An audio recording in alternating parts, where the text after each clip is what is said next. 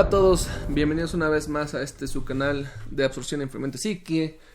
Y el día de hoy vamos a ver un poquito sobre evaporación.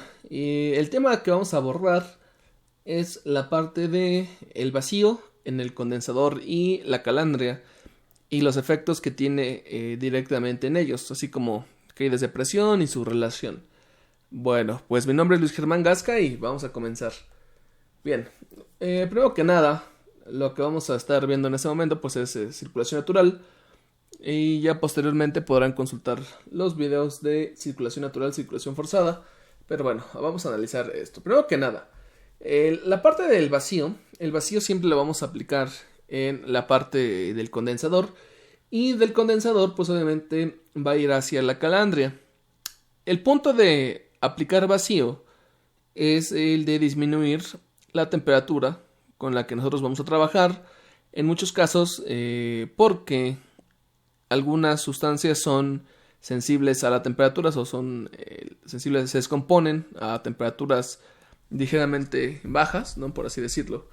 Y pues obviamente a la hora de querer separar una solución acuosa y que esa sustancia se te descomponga a 80 grados Celsius, significa que pues obviamente necesito yo trabajar o disminuir las temperaturas de ebullición, en este caso para evitar la descomposición, ¿de acuerdo? Bueno, en este caso nosotros hay que recordar que el vacío, o lo que nosotros conocemos como vacío, precisamente lo vamos a definir como la extracción de los gases para un sistema. Vamos a imaginarnos que yo tuviera una botella, una botella llena, por así decirlo, de aire, y le pongo la tapa rosca.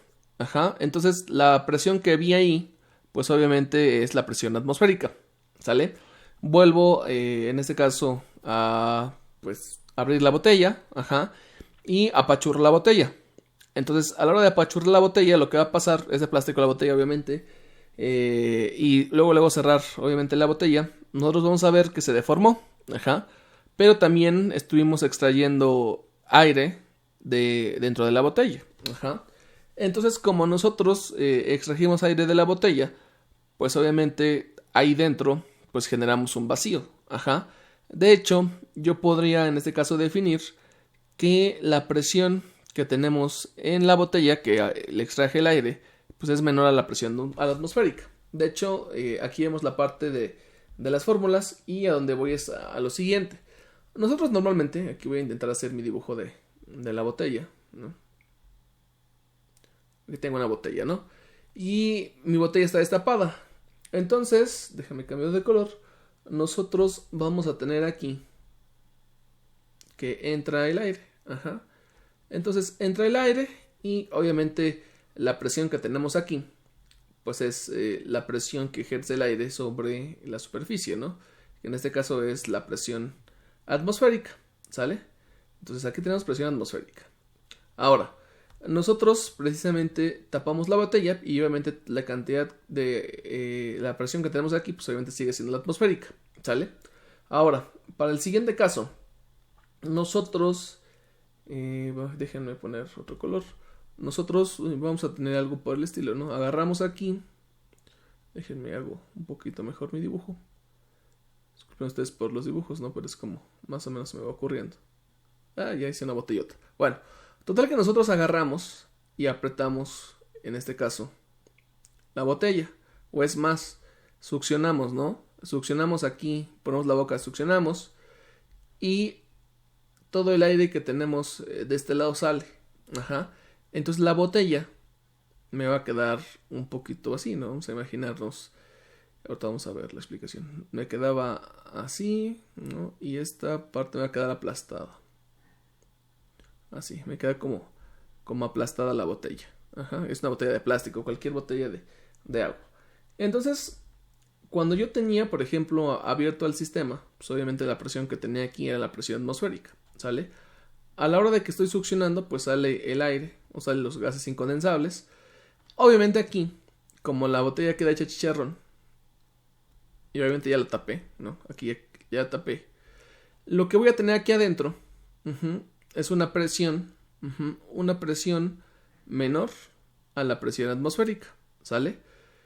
Tengo una presión menor a la atmosférica. Aquí le pongo atmosférica. Tengo una presión menor a la atmosférica porque apliqué vacío. Ajá. Entonces, a la hora de que yo digo que aplico vacío, significa que aplico una succión de alguna manera. Obviamente, aquí, por ejemplo, podemos ver que el plástico, ¿no? El PET, no sería un material apto para resistir esa cantidad de vacío, ¿no? Porque en este caso se deforma. Entonces, a la hora de que yo extraje, en este caso el aire del sistema, generó vacío, ¿sale? Por lo que la presión en la botella pues es menor a la presión atmosférica, ¿sale? Entonces lo que nosotros vamos a ver aquí pues, es lo mismo, nada más que por ejemplo acá yo tengo el condensador. Y si el condensador, por ejemplo, lo abrimos, pues tiene la presión atmosférica. A la hora de que yo aplico vacío, extraigo los gases incondensables. Extraigo precisamente pues aire prácticamente y otros gases. Entonces lo que va a pasar es que va a quedar una menor cantidad, en este caso de aire, dentro del condensador. Y por lo tanto, la presión, por ejemplo, del condensador, aquí lo vamos a ver, la presión del condensador es menor a la presión atmosférica. Porque precisamente estoy aplicando vacío. Entonces, quiere decir que cuando yo quiera calcular la presión del condensador, siempre tengo que restarle el vacío. Aquí le resto el vacío a la presión atmosférica. Porque, por ejemplo, a la hora de que yo abro la tapa, ¿no? Abro la tapa, pues obviamente vamos a llegar a este estado, de que otra vez se va a volver a llenar de aire. Entonces es igual a la presión atmosférica. ¿De acuerdo? Igual, la presión en el espacio-vapor, nosotros vamos a tener aquí cierta cantidad de aire. Pero cuando aplicamos vacío, pues lo que va a pasar, aquí, pues es que voy a extraer aire. Entonces la presión en el espacio-vapor va a ser menor a la presión atmosférica. Entonces la presión del espacio-vapor también es menor a la presión atmosférica. ¿Sale? Es algo que me debe de quedar bien claro. Porque estamos aplicando, en este caso, vacío. ¿Sí? Bueno. Entonces hay que tener precisamente cuidado con eso. ¿Sale? Bueno. Sale. Entonces ahora voy a borrar estas anotaciones. Espero que le hayan entendido. Bien. Entonces, teóricamente, si no existiera caída de presión, o sea, fugas en este caso, o entradas de aire, que en este caso vamos a llamarlo porque estamos trabajando a vacío. Si no tuviera en este caso entradas de aire, o vamos a llamarlo caídas de presión, la presión en el condensador va a ser igual a la presión del espacio-vapor por una cuestión sencilla, porque supone que el vacío que yo aplico en el condensador se mantiene hasta el vacío que hay en el espacio-vapor. Entonces, si el vacío en el espacio-vapor es igual al vacío en el condensador, pues obviamente estas dos son exactamente iguales, ¿de acuerdo? Entonces es lo que les estoy diciendo aquí. Entonces, si por ejemplo yo aquí aplico, vamos por acá, si yo aplico 400 milímetros de mercurio y el mismo vacío se conserva en el espacio-vapor, pues obviamente al restar la presión atmosférica menos obviamente el mismo vacío, las presiones son exactamente iguales. Entonces cuando no hay caídas de presión, son exactamente iguales las presiones y por lo tanto las temperaturas pues van a ser iguales, ¿de acuerdo? Pero si nosotros tenemos caídas de presión, vamos a suponer que aquí yo tengo 400 milímetros de mercurio y acá por ejemplo no se conserva el mismo vacío, es decir, el vacío que tenemos acá por ejemplo ahora es un vacío en este caso de 350, tengo un vacío o estoy aplicando un vacío en este caso menor, vamos a suponerlo, ¿no? Entonces, para empezar, ¿cómo podemos recordar cuál es el vacío más grande? Pues el vacío más grande es en donde se aplica y el vacío lo vamos a aplicar en el condensador. Por lo tanto, el vacío en el condensador tiene que ser más grande al vacío del espacio-vapor. ¿De acuerdo? Entonces, el vacío en el condensador no puede ser menor a, obviamente, el vacío del espacio-vapor. Entonces, esto me lleva pues a una conclusión. Vamos a irnos para acá, por ejemplo, si estos son 760 y aquí son 400, cuando yo quiera sacar, por ejemplo, la presión en el condensador, 760 menos 400, en este caso serían 360, tendremos 360 milímetros de mercurio en la parte del condensador, ¿sale? Y por ejemplo acá, que sería 760 menos 350, pues yo tendría aquí una presión en el espacio de vapor de 410. Y entonces, por ejemplo, a la hora de irnos a las temperaturas, como en este caso la presión del espacio de vapor en este caso es mayor, pues yo tendría temperaturas más altas acá, respecto a la presión del condensador. Entonces aquí, por ejemplo, hay que acordarnos de lo siguiente: el vacío del condensador siempre va a ser más grande al vacío del espacio de vapor, siempre. Lo que podría pasar es que estos dos fueran iguales, siempre y cuando se conservara sin caídas de presión. Eso puede pasar, ¿de acuerdo? Pero también hay que entender que en este caso, como yo a veces por caídas de presión el vacío del espacio de vapor es menor, entonces esto provoca que la presión del espacio de vapor sea mucho mayor, ¿de acuerdo? O mayor. Entonces, ojo con estas dos situaciones. El vacío del condensador es mayor al vacío del espacio de vapor. Y obviamente, como el vacío es menor, pues obviamente la presión en el condensador tiene que ser menor a la presión en el espacio de vapor. Hay que tener mucho cuidado con eso. Cuando las presiones son iguales, pues entonces el vacío es igual y las presiones son iguales, ¿de acuerdo? Hay que tener mucho cuidado con este detalle, ¿sale? Bueno, ahora podemos concluir lo siguiente: el vacío del espacio vapor respecto al condensador, o al revés, el vacío del condensador en este caso tiene que ser mayor o igual al vacío del espacio vapor, y la presión del espacio vapor tiene que ser mayor o igual a la presión del condensador, ¿sale? No nos vayamos a olvidar de eso. Entonces, ¿cómo podríamos checar la parte de la caída de presión? Bueno, pues la caída de presión en este caso la podemos representar como la presión del espacio vapor menos la presión en el condensador. ¿Estamos de acuerdo? Entonces ahí podríamos precisamente acordarnos de esto, ¿no? Porque la presión del espacio de vapor tiene que ser mayor a la del condensador, ¿sale? Bueno, ejemplo, vamos a un ejemplo. El ejemplo dice que mi temperatura en el condensador es de 50 grados Celsius. Bueno, aquí está esto de acá. En un sistema de evaporación simple efecto, en el condensador tenemos que el evaporado sale a 50 grados Celsius y se sabe que las caídas de presión equivalen a 0.3 kilogramo fuerza sobre centímetro cuadrado. Entonces lo que me están pidiendo es calcular la temperatura aparente de ebullición del agua y los vacíos del espacio vapor y los vacíos que voy a aplicar en el condensador, ¿sale? Entonces, precisamente lo que tenemos que checar pues es lo siguiente, ¿no? Tenemos las caídas de presión, que es 0.3, tenemos la presión atmosférica, que son 760, y tenemos también, pues obviamente la temperatura del condensador. Entonces, como tenemos la temperatura en el condensador, nosotros tenemos que irnos a la parte de tablas. Ok, entonces vamos a mis tablas. Y de mis tablas, pues voy a entrar obviamente a 50 grados Celsius. Y con esto voy a obtener la presión en el condensador, que sería de 0.12578 kilogramos fuerza sobre centímetro cuadrado. Entonces, la presión del condensador es esta de acá. Entonces, no hay que olvidar que con la temperatura exactamente del condensador, nosotros vamos a leer la presión en el condensador. ¿Sale? Bien, seguimos. La caída de presión, quedamos que era la presión del espacio vapor menos la presión en el condensador. Entonces, de aquí puedo despejar la presión del espacio vapor.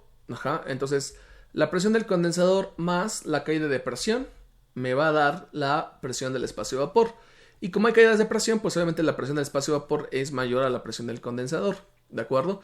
Y tenemos que me da una presión de 0.42578 kilogramos fuerza sobre centímetro cuadrado. Para esto, pues obviamente voy a ir a tablas. Y de mis tablas, por ejemplo, aquí me fijo que no tengo la presión exacta. Obviamente podría interpolar, pero en este caso para un cálculo rápido, yo tomo la presión más alta porque estamos hablando del condensador y también del espacio vapor. Entonces, respecto a esto, pues yo tendría que la temperatura aparente de ebullición en este sistema nosotros tendríamos que es de 77 grados Celsius. Entonces, para este sistema tenemos 77 grados Celsius para la temperatura aparente de ebullición y 50 grados Celsius para el condensador. Y ya tenemos ahí las temperaturas, ¿de acuerdo? Bien, acuérdense que con la presión del espacio vapor siempre voy a leer la temperatura aparente de ebullición con presión de espacio vapor.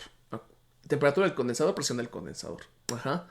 Hasta este momento no me he metido nada la temperatura de ebullición, que sería la TX. ¿Sale? Bueno, seguimos.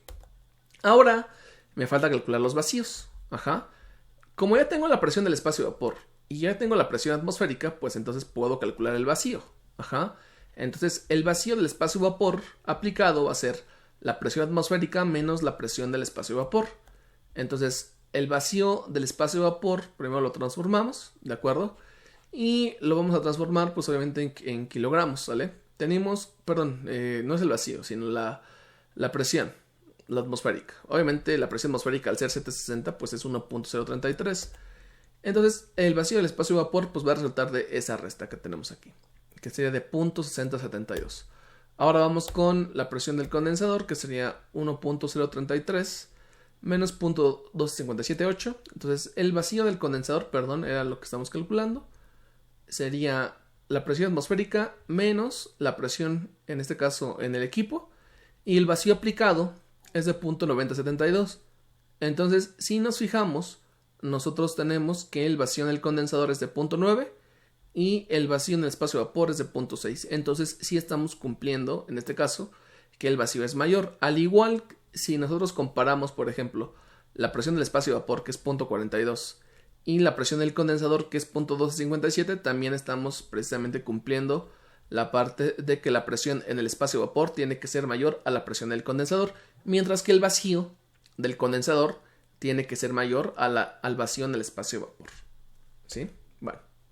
Ahora, dice, en un sistema de evaporación simple efecto, la temperatura aparente de ebullición del vapor es de 60 grados Celsius. Se sabe que la presión en el condensador es un 80% de la mantenida en el espacio de vapor. Bueno, aquí ya me spoilearon al parecer, pero bueno, ni modo. Entonces vamos a checar lo siguiente.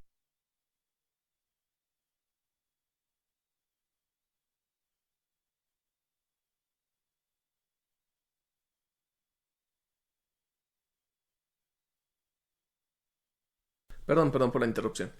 Entonces, en el sistema de evaporación de simple efecto, tenemos una temperatura aparente del vapor de 60 grados Celsius. Ajá. Se sabe que la presión en el condensador es del 80% de la mantenida en el espacio de vapor. Ok, entonces vamos a empezar con la relación, que es lo importante, ¿no? Aquí empezamos con porcentajes. Ok, entonces dice, se sabe que la presión en el condensador, entonces voy a poner aquí, presión en el condensador es igual a un 80% de la mantenida en el espacio de vapor. Ok, para empezar hay que entender que la presión en el condensador siempre va a ser menor a la del espacio de vapor, ¿de acuerdo? Entonces, pues lo que me está diciendo aquí es que una parte de la presión del espacio de vapor es precisamente lo que voy a poner acá, que sería 0.8 de la presión del espacio de vapor. Esto es lo que me están diciendo. Una parte de la presión del espacio de vapor es la presión del condensador. Entonces, lo que yo debo de entender, ¿de acuerdo? Es que nosotros aquí lo que va a provocar es que, bueno, más bien, esto es provocado por las caídas de presión, ¿sale? Bueno, ahorita vamos para allá. Entonces me están diciendo que la temperatura aparente de ebullición son 60 grados Celsius, que es esta de acá. Hay que recordar que con esa temperatura yo puedo leer precisamente la presión del espacio de vapor, que en este caso me da 0.2031, ¿sale? Bueno, entonces la presión en el condensador va a ser igual a 0.8 de la presión del espacio de vapor, que era lo que ya habíamos precisamente definido antes. Entonces hacemos la multiplicación y tenemos que la presión del condensador me da 0.1625. Entonces con 0.1625 pues voy a buscar y se supone que está entre estas dos. Para un cálculo rápido me voy a la presión más alta, que es la de 0.16835, y esos son 56. ¿Dónde están las tablas? En el video número 1, en la parte de evaporación, me parece que es temperatura de ebullición. Ahí están, en este canal están, en este video. Bien, bueno, si no posteriormente lo subiré. Ok, bueno, entonces con esto tenemos una temperatura en el condensador de 56, ¿sale? Entonces ya relacioné, en este caso, la presión del condensador y la presión del espacio vapor. Hay que acordarnos siempre que la presión del condensador tiene que ser menor a la presión del espacio vapor y jamás al revés, ¿de acuerdo? Porque si no, entonces no estamos entendiendo como tal, pues, la operación. Bien. Ahora dice lo siguiente. En un sistema de evaporación simple efecto, la temperatura aparente de ebullición es de 60 grados Celsius y que la presión del espacio vapor es 30% mayor a la que se mantiene en el condensador. Ok, entonces vamos ahora a trabajar con esta relación. Bien, dice, la presión del espacio vapor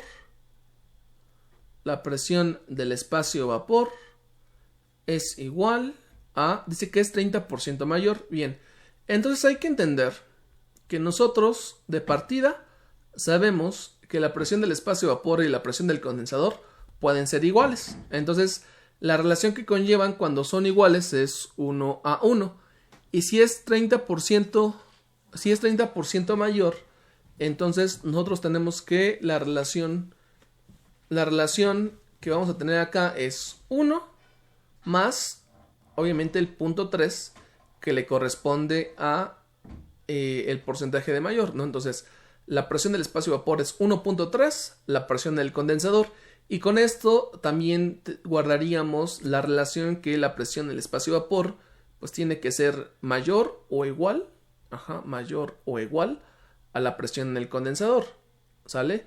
Entonces, aquí también lo podemos demostrar, ¿no? Y digo, nada más es utilizar la parte de comprensión lector. Entonces 30% mayor se representa así, ¿sale? Bueno, entonces como me da la temperatura aparente de ebullición, pues obviamente la presión del espacio vapor es la misma del problema pasado, que es esta de acá, 0.2031. Ahora tengo que multiplicar, bueno, no tengo que multiplicar, más bien aquí está mi relación que es 1.3 la presión del condensador. Y como lo que yo quiero en este caso obtener es la presión del condensador, pues obviamente tengo que despejar la presión del vapor sobre la presión del condensador y me da este valor de acá. Con este punto 1662, o perdón, con este punto 1562, pues voy acá de este lado, aproximo y siempre elijo la mayor para condensador y para la parte de la calandria. Entonces la temperatura en este caso del condensador es la de 55, que es la que ya me habían spoileado, al principio. Y ahí está. ¿Sale? Vamos con un último ejemplo. Este último ejemplo, pues precisamente lo que me va a decir es lo siguiente. ¿Sale? Dice, en un sistema de evaporación simple efecto, la temperatura aparente de ebullición del vapor es de 60, o sea, el mismo sistema que hemos estado trabajando hasta el momento. Y tenemos una caída de presión equivalente al 40%. Entonces ahora lo que me están diciendo, ojo, es que tenemos una caída de presión, pero esta caída de presión me la dan en función al 40% a un porcentaje. Ok, pues vamos a empezar acá. Vamos a empezar con, obviamente, calcular la presión del espacio vapor, que es exactamente la misma. Y ahora vamos a esto nuevo. Cuando a mí me dan el porcentaje de caída de presión, pues yo lo puedo relacionar con esto que tenemos acá. El porcentaje de caída de presión es igual a la caída de presión ya como tal en su magnitud respecto a la presión del condensador. Y la caída de presión en este caso pues es la presión del espacio vapor menos la presión del condensador y siempre relacionado a la presión del condensador, ¿sale? Bueno, entonces aquí vamos a retomar lo mismo y aquí voy a despejar, ¿no? Me están diciendo que la caída de presión es del 40%. Entonces el porcentaje de caída de presión pues es 0.4 es igual a esta expresión equivalente. Presión del espacio vapor menos la presión del condensador. Esta presión del condensador pues va a pasar en este caso multiplicando. Y luego esta presión del condensador está restando, va a pasar sumando. Entonces la presión del espacio vapor va a ser igual a la presión del condensador más 0.4 de la presión del condensador. Por lo tanto, la relación que estoy buscando es esta de acá. Entonces, la presión del espacio vapor es 1.4 de la presión del condensador. Entonces, a mí, voy a regresar a la diapositiva anterior. Cuando me den una caída de presión en función del porcentaje, lo que me están diciendo es lo siguiente. ¿Qué tan grande, o qué tan mayor es la presión del espacio vapor respecto al condensador? Entonces, la presión del espacio vapor, que creo que ya lo tengo aquí abajo, sí, para que lo escribo. La presión del espacio vapor va a ser siempre igual a la presión del condensador si no hay caídas de presión, pero si hay, en este caso, caídas de presión y me las dan en función del porcentaje, se las tengo que agregar aquí, ¿de acuerdo? Si dijera las caídas de presión son equivalentes al 50%, pues es 1.5. Si me dijera hay caídas de presión del 100%, pues es 1. Si hay caídas de presión del 20%, pues es 0.2 ahí. Entonces, ojo con ese pequeño detalle. Cuando a mí me dan la caída de presión en porcentaje, yo tengo que irme hasta acá. ¿Sale? Bueno, entonces vamos a lo último. A resolver el problema como tal, ¿no? Entonces, como las caídas de presión eran de 1.4, pues ya tengo la presión del espacio vapor y despejo la presión del condensador. La presión del condensador es 0.1451 y es menor a la presión del espacio vapor. Voy a mis tablas y tengo esta de acá, 0.1457, ¿sale? Entonces me voy para acá y la temperatura del condensador pues obviamente sería de 53. ¿Estamos de acuerdo? Bueno, entonces hay que tener mucho cuidado con estos aspectos. Vamos a un último ejemplo. Último ejemplo, dice: en un sistema de evaporación simple efecto, la temperatura aparente de ebullición es 60. Ya me gustó hacer el mismo ejemplo, no pasa nada. Se sabe que el vacío aplicado en el espacio vapor es 10% menor al vacío en el condensador. Ok, perfecto. Entonces aquí ahora estamos hablando de vacío, para empezar, ¿no?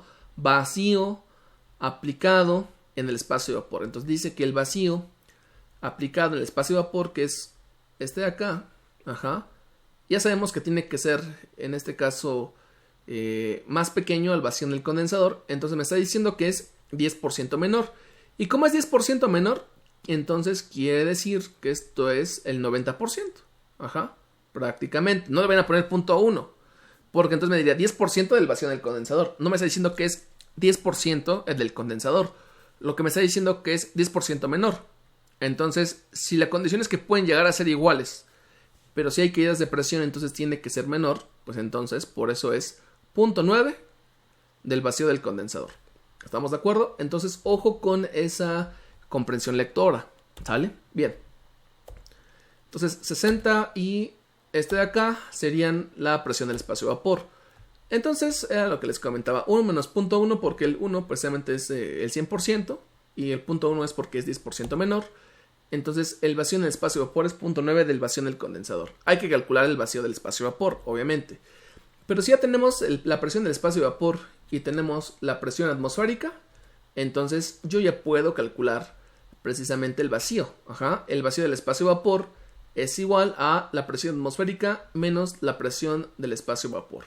Entonces restamos y el vacío del espacio vapor que tenemos aquí aplicado es de 0.8299.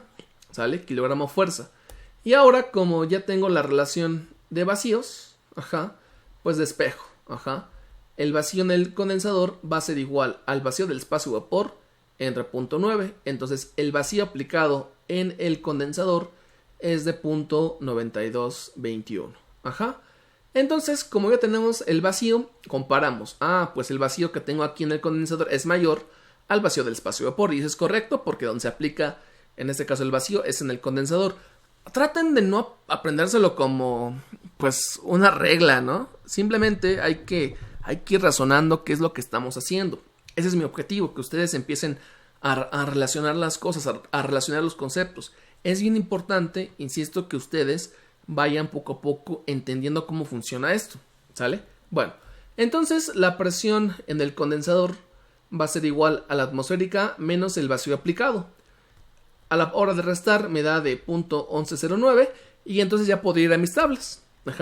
Entonces voy por acá, no tengo el valor exacto, pero tengo este de acá, que es el más cercano que se pasa, ¿no? 0.11382. Entonces a esta presión del condensador tenemos una temperatura de condensación de 48 grados Celsius. Entonces aquí podemos ver lo siguiente. Cuando tenemos una temperatura aparente de ebullición de 60 y estamos aplicando el 10% menos de vacío en el espacio de vapor a esas condiciones, pues obviamente genera una temperatura de este lado. Entonces, conclusiones, no se les vaya a olvidar. La presión en el condensador y la presión en el espacio de vapor pueden ser iguales. Sí pueden ser iguales siempre y cuando no haya caídas de presión. Las caídas de presión, pues es la presión en el espacio de vapor menos la presión en el condensador. ¿Sale? Respecto a vacíos, el más grande es el vacío en el condensador. Aunque puede ser igual, claro, que el vacío en el espacio de vapor si no hay pérdidas de presión. Si hay pérdidas de presión, pues obviamente el vacío en el condensador es mayor a el vacío del espacio de vapor. Si el vacío es si el vacío es mayor, entonces la presión, pues obviamente es menor. Y entonces la presión del espacio de vapor es la más alta. Y lo podemos demostrar viendo las temperaturas. Aquí tenemos una temperatura aparente de ebullición de 60. Aparente de ebullición. Y aquí una temperatura de condensación de 48. Entonces, jamás vamos a ver que en el condensador tenemos temperaturas más altas que la aparente de ebullición. ¿De acuerdo? En relación a las presiones. Las temperaturas en este caso podrían llegar a ser iguales. Pero jamás vamos a ver temperaturas aparentes más pequeñas que la del condensador. O viceversa. Jamás vamos a ver temperaturas más altas en el condensador que la temperatura aparente. Bueno, hemos llegado a la clase, la parte final de la clase. Espero que les haya gustado. Déjenme un comentario. Me gustaría bastante la retroalimentación. Cuídense mucho. Saludos a donde quiera que lo estén viendo. Mi nombre es Luis Germán Gasca y nos vemos la próxima.